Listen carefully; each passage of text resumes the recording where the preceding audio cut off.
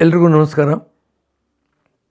ಈ ಸಾರಿಗೆ ನಿಗಮಗಳಲ್ಲಿ ಒಂದು ದೊಡ್ಡ ಸುನಾಮಿ ತರಹ 2020-21 ಬಂತು. ಏನಂದರೆ, ನಮಗೆ ವೇತನ ಹೆಚ್ಚಳ 50% ಕೊಟ್ಟರೂ ಬೇಡ, ಸರ್ಕಾರಿ ನೌಕರ ಮಾಡಿಬಿಡಬೇಕು ಅಂತ. ಅದು ಪರ್ಟಿಕ್ಯುಲರ್ಲಿ ಆಂಧ್ರ ಪ್ರದೇಶಲ್ಲಿ ಒಂದು ಹೊಸ ಸರ್ಕಾರ ಬಂತು. ಅದು ಎಲೆಕ್ಷನ್ ಟೈಮಲ್ಲಿ ಹೇಳಿತ್ತಂತೆ ಸಾರಿಗೆ ನೌಕರರಿಗೆ, ನಾವು ಗೆದ್ದು ಬಂದರೆ ನಿಮ್ಮನ್ನೆಲ್ಲ ಸರ್ಕಾರಿ ನೌಕರನಾಗಿ ಮಾಡ್ತೀವಿ. ಸೊ ಅದು ಮಾಡಿಬಿಟ್ರು. ಇಲ್ಲೂ ಪುಕ್ಕ ಎಲ್ಲ ಬಂತು. 20ನೇ ಇಸ್ವಿಯಲ್ಲಿ 4 ದಿವಸ ಸ್ಟ್ರೈಕ್ ಆಯಿತು, 21-15 ಸ್ಟ್ರೈಕ್ ಆಯಿತು. ಅವತ್ತು ಯಡಿಯೂರಪ್ಪನವರ ಸರ್ಕಾರ ಇತ್ತು. ನಂತರ ನಿಮಗೆ ಗೊತ್ತಿದೆ, ವಿಕ್ಟಿಮೈಸೇಷನ್ ಆಯಿತು. ಆಗ ಒಂದು ನಮ್ಮ ಫೆಡರೇಷನ್ದ ಸ್ಟ್ರೈಕ್ ವಿರೋಧ ಮಾಡೋ ನಿಲುವು ತಗೊಳ್ಳಿಲ್ಲ. ಯಾರೋ ಒಬ್ಬ ಮಧ್ಯರಾತ್ರಿಯಲ್ಲಿ ನನಗೆ ಫೋನ್ ಮಾಡ್ದ, ನಾವೆಲ್ಲ ವರ್ಗಾವಣೆ ಆಗಿದ್ದೀವಿ, ಡಿಸ್ಮಿಸ್ ಮಾಡ್ತಿದ್ದಾರೆ, ತಪ್ಪಿಸಿ ಯಡಿಯೂರಪ್ಪನವ್ರ ಮನೆಗೆ ಹೋಗಿ ಬನ್ನಿ ನೀವು ಅಂತ ನನಗೆ ಹೇಳಿದರು. ಮಧ್ಯರಾತ್ರಿ 12 ಗಂಟೆಯಲ್ಲಿ ನಾನು ಪ್ರೈವೇಟಾಗಿ ಹೇಳಿದೆ, ನೋಡಪ್ಪ ನಿನ್ನೂ ಬೇಕಾದ್ರೆ ಕರ್ಕೊಂಡು ಹೋಗ್ತೀನಿ ಯಡಿಯೂರಪ್ಪನವ್ರ ಮನೆಗೆ, ಬಟ್ ಬಸ್ಗಳು ನಡೆಸಿ. ಯಾವ ಮುಖಾಂತರ ನಾನು ಹೋಗಲಿ ಅವ್ರ ಮನೆಗೆ, ನಿಮ್ಮನ್ನು ಕರ್ಕೊಂಡು ಹೋಗ್ತೀನಿ ಹಿಂದೆ. ಅಷ್ಟನ್ನು ಅವನು ಮಾಡಿಬಿಟ್ಟು ಇವ್ರು ಸ್ಟ್ರೈಕ್ ವಿರೋಧ ಮಾಡಿರು ಅಂತ ಫೆಡರೇಷನ್ದ ಫೀಲಾಗಿ ನಾವು ಸ್ಟ್ರೈಕ್ ಅಪೋಸ್ ಮಾಡಿಲ್ಲ, ಮಾಡ್ಕೊಳ್ಳಿ ಅಂತ. ಮತ್ತು ಒಂದು ಮಾತು ನಾನು ಹೇಳಿದೆ, ಅದು ಇಲ್ಲೀಗಲ್ ಸ್ಟ್ರೈಕ್ ಆಗಿದೆ, ಗೌರ್ಮೆಂಟ್ ಬ್ಯಾನ್ ಮಾಡಿದೆ, ಆದರೆ ನಾಳೆ ಏನು ಬೇಕಾದ್ರೂ ಆ್ಯಕ್ಷನ್ ವರ್ಕರ್ಸ್ ಮೇಲೆ ತೊಗೋಬೋದು, ಸ್ವಲ್ಪ ಎಚ್ಚರಿಕೆಯಿಂದ ಇರು ಅಂತ ಹೇಳಿದ್ದೆ. Anyway that became big controversy and all that. But ultimately ಆ ಡಿಮಾಂಡ್ ಆಗಲಿಲ್ಲ, ಅವರೇ ಬಿಟ್ಕೊಟ್ಬಿಟ್ರು. ಆಮೇಲೆ 7ನೇ ವೇತನ ಆಯೋಗ ಅಂದರೂ ನಿಮಗೆ ಗೊತ್ತಿದೆ. ಬಟ್ ಇಲ್ಲಿ ಒಂದು ವಿಷಯ ಗಮನಕ್ಕೆ ತರಬೇಕಾದ್ದೇನೆಂದರೆ, ಮುಂಚೆ ಆ್ಯಕ್ಚುಲಿ ಗೌರ್ಮೆಂಟ್ ಸುಪರ್ದಲ್ಲಿತ್ತಿದ್ದು MGRTD ಅಂತಲೇ, Mysuru government road transport department ಅಂತ. ಏನು ಆಂಧ್ರ ಪ್ರದೇಶದಲ್ಲಿ ಮಾಡಿದ್ದಾರೆ ಇವಾಗ, ಅದು ಇಲ್ಲಿ ಆರಂಭದಲ್ಲಿತ್ತು. ನಂತರದಲ್ಲಿ 1950 RTC ಆ್ಯಕ್ಟ್ ಪ್ರಕಾರ ಇದೆಲ್ಲ RTC ಆಯಿತು. ಆಮೇಲೆ ಒಂದು RTC 4 RTC ಆಗಿದೆ. ಅದರಿಂದ ಹಿಂದೆ ಏನಿತ್ತೋ ಆ ಗಡಿಯಾರದ ಮೂಲ ಹಿಂದೆ ತಿರುಗಿಸೋಕ್ಕಾಗಲ್ಲ ಇವಾಗ. ಅದರ ಮುಂದೆ ಬಂದಿದ್ದೀವಿ. ಹಲವಾರು ಅಡ್ವಾಂಟೇಜ್ ನಮಗಿದೆ. ಒಂದೇನು, we come under industrial dispute act, ನಮಗೆ ಡಿಮಾಂಡ್ ಹಾಕೋ ಹಕ್ಕಿದೆ, ಸ್ಟ್ರೈಕ್ ಮಾಡೋ ಹಕ್ಕಿದೆ, ಹೀಗೆ ಹಲವಾರು ಹಕ್ಕುಗಳು ನಮಗಿವೆ ಅಟ್ಲೀಸ್ಟ್ ಕಾನೂನಿನಲ್ಲಿ. ಆದರೆ ಗೌರ್ಮೆಂಟ್ ಎಂಪ್ಲಾಯೀಸ್ಗೆ ಆ ಹಕ್ಕುಗಳು ಯಾವುದಿಲ್ಲ. ನಮ್ಮಂಗೆ ಟ್ರೇಡ್ ಯೂನಿಯನ್ ಆ್ಯಕ್ಟಲ್ಲಿ ಟ್ರೇಡ್ ಯೂನಿಯನ್ ಆಗಿ ರಿಜಿಸ್ಟರ್ ಮಾಡೋ ಹಕ್ಕು ಇಲ್ಲ. ನಿಮ್ಗೆ ಗೊತ್ತಿರ್ಬೋದು, ಈ ಕೂಟದವರು ಮುಂಚೆ ಸೊಸೈಟಿ ಆ್ಯಕ್ಟಲ್ಲಿ ಮಾಡಿದರು, ಆಮೇಲೆ ಆಮೇಲೆ ಟ್ರೇಡ್ ಯೂನಿಯನ್ ಆ್ಯಕ್ಟ್ ಪ್ರಕಾರ ರಿಜಿಸ್ಟರ್ ಮಾಡಿಸಿದರು. ಅದೊಂದು ಅಡ್ವಾಂಟೇಜ್, ಹಲವಾರು ಅಡ್ವಾಂಟೇಜ್ಗಳಿವೆ. ಮತ್ತು ಇನ್ನೊಂದು ಏನಂತ ಹೇಳಿದರೆ, ಆ್ಯಕ್ಚುಲಿ ಇಷ್ಟೊಂದು ನ್ಯಾಷನಲೈಸ್ ಆಗಿರಲಿಲ್ಲ. ನಮ್ಮ ಹೋರಾಟಗಳಿಂದ ನ್ಯಾಷನಲೈಸ್ ಆಯಿತು. ಇದು ಸಾರಿಗೆ ಸಂಸ್ಥೆ ದೊಡ್ಡದಾಗಿ ಬೆಳೀತು. ಇದು ಒಂದು ಸಾಮಾಜಿಕ ನ್ಯಾಯಕ್ಕೆ ಅಂತ ನಾವು ಹರಿತೀವಿ. ಉದಾಹರಣೆಗೆ ರಿಸರ್ವೇಷನ್ಗಳಿವೆ. ನಮಗೆ I don't know tomorrow if it is privatized and government ಕೈಗೆ ಹೋಯ್ತು ಅಂದರೆ ಅದು ಪ್ರೈವೇಟೈಸ್ ಖಂಡಿತ ಆಗುತ್ತೆ. ಅದು ಹಲವಾರು ರೀತಿ ಆಗಲೇ ಕೇಂದ್ರ ಸರ್ಕಾರವು ಪ್ರಯತ್ನ ಪಡ್ತಿದ್ದಾರೆ.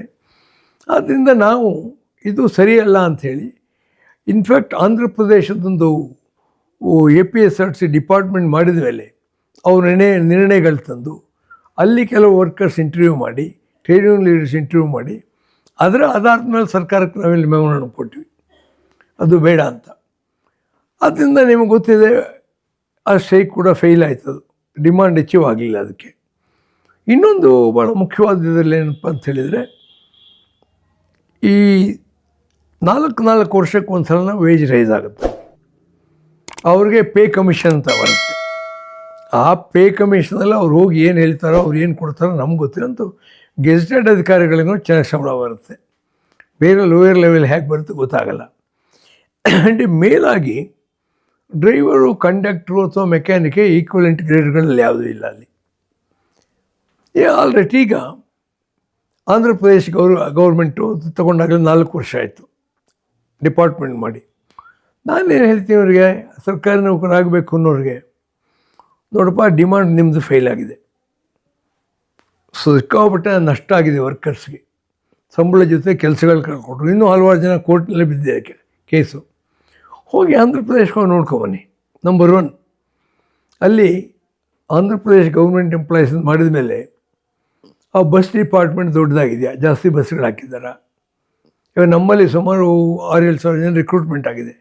ಅಲ್ಲಿ ಆ ಥರ ನೇಮಕಾತಿ ಆಗಿದೆಯಾ, ಪ್ರಮೋಷನ್ಗಳು ಸಿಕ್ಕಿದೆಯಾ, ಗೌರ್ಮೆಂಟ್ ಗ್ರೇಡ್ ಸಂಬಳ ಏನೇನು ಕೊಟ್ಟಿದ್ದಾರೆ, ಎಲ್ಲ ಒಂದು ವಿವರವಾಗಿ ಸ್ಟಡಿ ಮಾಡ್ಕೊಂಬನಿ. NF material is there. ಅದು ಸೈಂಟಿಫಿಕ್ಕಾಗಿ ನೀವು ಸ್ಟಡಿ ಮಾಡಿ ಅದು ಬೆನಿಫಿಟ್ ಬಂದಿದೆ ಅಂದರೆ ಐ ಡೋಂಟ್ ಮೈಂಡ್ ಇವನ್ ನಾವು.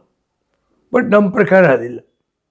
ಆದ್ದರಿಂದ ಈ ಕಾರ್ಪೊರೇಷನ್ ಬೆಳಿಬೇಕೇನ ಸರ್ಕಾರದ ಕೈಗೆ ಅದು ಹೋಗಬಾರ್ದು. ಗ್ರ್ಯಾಜುಯಲಾಗಿ ಪ್ರೈವೇಟೈಸ್ ಮಾಡ್ತಾರೆ, ಪರ್ಮಿಟ್ಗಳು ಕೊಡ್ತಾ ಇರ್ತಾರೆ ಪ್ರೈವೇಟ್ಗೆ ಒಂದು. ಮತ್ತು ಇನ್ನೂ ಹಲವಾರು ಡಿಸಡ್ವಾಂಟೇಜಸ್ ಇವೆ. ಯಾವ ಉದಾಹರಣೆ, ನಮಗೆ ಪ್ರಾವಿಡೆಂಟ್ ಫಂಡ್ ಇದೆ, ಸರ್ಕಾರನವ್ರಿಗೆ it is contributive pension fund. Provident fund ನಮಗಿದೆ. ಆ್ಯಂಡ್ ಆ ಪ್ರಾವಿಡೆಂಟ್ ಫಂಡ್ ಒಂದು ಭಾಗ ಪೆನ್ಷನ್ ಕನ್ವರ್ಟ್ ಆಗುತ್ತೆ. ಅದು ಕೂಡ ಆ್ಯಕ್ಚುಲಿ ನಾವು ಕೊಡಬೇಕು. ಅವರೇನೋ ಸ್ವಲ್ಪ ತಕರಾರು ಮಾಡ್ತಿರೋದು ಕೋರ್ಟ್ಗೆ ಹೋಗ್ಬೋದು ನಾವು. ಸೊ ಹಲವಾರು ಗ್ರ್ಯಾಚ್ಯುಟಿ ಇದೆ, ಅನ್ಲಿಮಿಟೆಡ್ ಗ್ರ್ಯಾಚ್ಯುಟಿ. ನಿಜ ಅವರು ಅದನ್ನು ಕಟ್ ಮಾಡಿದ್ದಾರೆ, ಅದು ಕಾನೂನು ಬಾಹಿರವಾಗಿದೆ. ಅದನ್ನು ನಾವು ಹೈಕೋರ್ಟಲ್ಲಿ ರಿಟ್ ಹಾಕ್ತೀವಿ, ಇವತ್ತಲ್ಲಿ ನಾಳೆ ನಾವು ಗೆಲ್ತೀವಿ ಅದನ್ನು. ಅದರಿಂದ ದೆರ್ ನೋ ಲಿಮಿಟೇಷನ್ ಅವ್ರ ಗ್ರ್ಯಾಚ್ಯುಟಿ. ಹೀಗೆ ಹಲವಾರು ಅಡ್ವಾಂಟೇಜ್ಗಳು ನಮಗಿದೆ. ಆದರೆ ಸರ್ಕಾರಿ ನೌಕರಿಗೆ ಆ ಬೆನಿಫಿಟ್ಗಳಿಲ್ಲ. ಆದ್ದರಿಂದ ಒಟ್ಟಾರೆ ಈವನ್ ನಾನು ಅವ್ರನ್ನ ಕೇಳೋದೇನೋ ಆ ಡಿಮಾಂಡ್ ಬಿಡಿ, ಬಂದು ವೇಜ್ ಇನ್ಕ್ರೀಸಿಗೆ ಬನ್ನಿ, ನಮ್ಮ ಜೊತೆ ಜಾಯಿಂಟಾಗಿ ಫೈಟ್ ಮಾಡೋಣ. ಆವಾಗ ನಮ್ಮ ನಂಬರ್ ಇನ್ನೂ ಜಾಸ್ತಿ ಆಗುತ್ತೆ. ಅಲ್ಟಿಮೇಟ್ಲಿ ಸರ್ಕಾರ ಯಾವುದಕ್ಕೆ ಹೆದರುತ್ತೆ, ನಂಬರಿಗೆ ಮಾತ್ರ. ಇವಾಗ ಉದಾಹರಣೆಗೆ ನಾವು 31 ಡಿಸೆಂಬರ್ ಸ್ಟ್ರೈಕ್ ಮಾಡ್ತೀವಿ ಅಂತ ಹೇಳಿದ್ವಿ. ಆಗ ಒಂದು ಯೂನಿಯನ್ ನಾವು ಬಸ್ ನಡೆಸ್ತೀವಿ ಇತ್ತು. ಟು ದಟ್ ಎಕ್ಸ್ಟೆಂಟ್ ನಮ್ಗೆ ವೀಕ್ ಆಯಿತು, ನಾವು ಸ್ಟ್ರೈಕ್ ವಾಪಸ್ ತೊಗೊಂಡ್ವಿ. ಆದರೆ ಅದೇ 5th ಆಗಸ್ಟ್ ಆಗಿರಲಿಲ್ಲ. ಸ್ಟ್ರೈಕ್ ಆಗೇ ಆಗುತ್ತೆ ಅಂತ ಗೊತ್ತು, ಮಾಡಿ ತೋರಿಸಿದ್ದೀವಿ. ಅದರಿಂದ ನಾವು ಹೇಳೋದು ಆ ಡಿಮಾಂಡ್ಗಳು ಬಿಡಿ. ಇಲ್ಲ ಅದು ಅಡ್ವಾಂಟೇಜ್ ಅಂದರೆ ಆಂಧ್ರ ಪ್ರದೇಶಕ್ಕೆ ಹೋಗಿ ಸ್ಟಡಿ ಮಾಡಿ, ತೆಲಂಗಾಣದಲ್ಲಿ ಸ್ಟಡಿ ಮಾಡಿ, ಅದರಲ್ಲಿ ಪಾಸಿಟಿವ್ ಆಗಿದ್ದರೆ ನಾವೇನು ಅದನ್ನು ವಿರೋಧ ಮಾಡಲ್ಲ. Even now we are agreeable for such a discussion based on facts and experiences.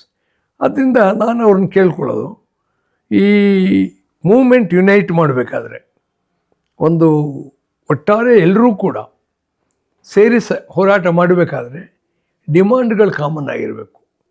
ನಿಮ್ಮ ಜೊತೆ ಇದ್ದವರೇ ಹಲವಾರು ಜನ ಬಿಟ್ಟು ಬಂದುಬಿಟ್ಟಿದ್ದಾರೆ. ಆ ಗೌರ್ಮೆಂಟ್ ಎಂಪ್ಲಾಯ್ಸ್ ಡಿಮಾಂಡ್ ಬಿಟ್ಟಿದ್ದಾರೆ. ಆಮೇಲೆ ನೀವು 7ನೇ ವೇತನ ಆಯೋಗ ಅಂದ್ರಿ, ಅದು ಕೋರ್ಟಿಗೆ ರೆಫರ್ ಆಯಿತು, ನೀವು ಯಾರೂ ಲಾಯರ್ನೇ ಇಡಲಿಲ್ಲ ಅದಕ್ಕೆ. ಆದರೆ are you serious about it? ಸವಾರಿ ಮಾಡಿದ್ರಿ, 1,20,000 ಜನ KSRTC ನೌಕರರ ಮೇಲೆ ಸವಾರಿ ಮಾಡಿದ್ರಿ, ಪಡಬಾರದು ತೊಂದರೆ ಅವ್ರಿಗೆ ಕೊಟ್ಟರಿ. But you are not serious about it. Serious ಆದರೆ ಇಂಡಸ್ಟ್ರಿಯಲ್ ಟ್ರಿಬ್ಯುನಲ್ ಲಾಯರ್ ಇಟ್ಬಿಟ್ಟು ನೀವು ಆರ್ಗ್ಯೂ ಮಾಡಬೇಕಾಯಿತು, 7ನೇ ವೇತನ ಆಯೋಗ ಜಾರಿ ಆಗಬೇಕು ಅಂತ. ಯಾಕೆ ಹೋಗಲಿಲ್ಲ ಅದಕ್ಕೆ? ಆದ್ದರಿಂದ ಇವನ್ನು ನಾನು ಅವ್ರಿಗೆ ಕೇಳ್ಕೊಳ್ಳೋದು, ಈ ಮೂಮೆಂಟ್ ಒಂದು ಯುನೈಟೆಡ್ ಇದಾಗಿ ಡಿಸ್ಕಾರ್ಡೆಂಟ್ ನೋಟ್ಸ್ ಬರದೇ ಇರೋ ಹಾಗೆ, ಅಂದರೆ ಅಪಸ್ವರಗಳು ಬರದೇ ಇರಬೇಕಾದ್ರೆ ನಿಮ್ಮ ಮೂಲ ಬೇಡಿಕೆ ಏನಿದೆ ಅದರ ಬಗ್ಗೆ ಒಂದು ಪ್ರಾಮಾಣಿಕವಾದ ಸ್ಟಡಿ ಮಾಡಿ, ಆಂಧ್ರ ತೆಲಂಗಾಣಕ್ಕೆ ಹೋಗಿ, ನಂತರ ಆ ಬೇಸಿಸ್ ಮೇಲೆ ಚರ್ಚೆ ಮಾಡೋಣ. ಸಪೋಸಿಂಗ್ ನಮಗೆ ಒಳ್ಳೆಯ ಡೇಟಾ ಸಿಕ್ಕಿ ಜನಗಳಿಗೆ ಒಳ್ಳೆಯದಾಗಿದೆ ಅಂದರೆ we are game for it. ನಾವೇನು ಯಾವುದೇ ಫಾಲ್ಸ್ ಪ್ರೆಸ್ಟೀಜ್ ಮೇಲಿಲ್ಲ. ಬಟ್ ನಮ್ಮ ಅನುಭವಗಳು, ಹಾರ್ಶ್ ರಿಯಾಲಿಟೀಸು, ನಾವೇನು ಡಿಮಾಂಡ್ ಹಾಕಿದ್ವೋ ಅದನ್ನು ಸಪೋರ್ಟ್ ಮಾಡುತ್ತೆ. ಆದ್ದರಿಂದ ಈಗ ನಾವು ನಿಮ್ಮ ಡಿಮಾಂಡ್ಗಳು ಬಿಟ್ಟು ಬೇಕಾದ್ರೆ ಬನ್ನಿ ನಮ್ಮ ಜೊತೆ ಸೇರ್ಕೋಬೇಕಾದ್ರೆ ಸ್ಪಷ್ಟವಾಗಿರಬೇಕು. ಕಂಡೀಷನ್ ಏನಾಗ್ತೀರಾ, ಯಾವುದೇ ಯೂನಿಯನ್ ಆಫೀಸಲ್ಲಿ ನಾವು ಮೀಟಿಂಗಿಗೆ ಬರಲ್ಲ. ನಾವು ಆಫೀಸ್ಗೆ ನೀವು ಬರದೇ ಇದ್ದವರು ನಮ್ಮ ಜೊತೆ ಹೋರಾಟ ಮಾಡ್ತೀರನ್ನಪ್ಪ.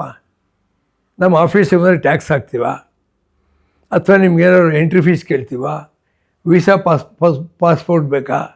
ಯು ಟೆಲ್ ಮಿ ಕಂಡೀಷನ್ ಆ ಲೆಟ್ರಲ್ಲಿ ನನಗೆ ಯಾವುದೇ ಯೂನಿಯನ್ ಆಫೀಸಲ್ಲಿ ನಾವು ಸೇರಲ್ಲ. See what is all this? ಎಷ್ಟು ಬಾಲಿಶವಾಗಿದೆ ಇದೆಲ್ಲ. ಅನಸೂರ ಬರಲ್ಲ, ಜವಾಬ್ ಕೊಡಲ್ಲ, ಅದಕ್ಕೆ ಜವಾಬ್ ಕೊಡಲ್ಲ. ನಿನ್ನ ಲೆಟ್ರಿಗೆ ಜವಾಬ್ ಕೊಡೋದು ನನ್ನ ಕೆಲಸ ಅಲ್ಲ. ನನ್ನ ಕೆಲಸ ಎಂಪ್ಲಾಯೀಸಿಗೆ ನ್ಯಾಯ ಕೊಡಿಸೋದಕ್ಕೆ ಯಾವ ರೀತಿ ಹೋರಾಟಗಳು ಮಾಡಬೇಕು ಅಂತ ಕಾರ್ಯಕ್ರಮ ಹಾಕೋದು ನನ್ನ ಕೆಲಸ, ಹೋರಾಟಗಳು ಲೀಡ್ ಮಾಡೋದು ನನ್ನ ಕೆಲಸ. ಅದನ್ನು ನಾನು ಮಾಡ್ತಾಯಿದ್ದೀನಿ. ಆದ್ದರಿಂದ ಆ ಸರ್ಕಾರಿ ನೌಕರರು ಅನ್ನೋದರಲ್ಲಿ ಹೆಚ್ಚಿನ ಬೆನಿಫಿಟ್ ಎಲ್ಲ ನಮ್ಮ ಸ್ಪಷ್ಟವಾದಂಥ ಅಭಿಪ್ರಾಯ. ಅದನ್ನು ಕೈಬಿಟ್ಟು ನಮ್ಮ ಬೇಡಿಕೆಗಳನ್ನ ನೀವು ಒಪ್ಕೊಳ್ಳಿ, ಅದು ಹೋರಾಟ ಮಾಡೋಣ. ಅದಕ್ಕೆ ಖಂಡಿತ ನಮಗೆ ನ್ಯಾಯ ಸಿಗುತ್ತೆ. ಇದು ನನ್ನ ಒಂದು ಓಪನ್ ಇನ್ವಿಟೇಷನ್ ಅವರಿಗೆ.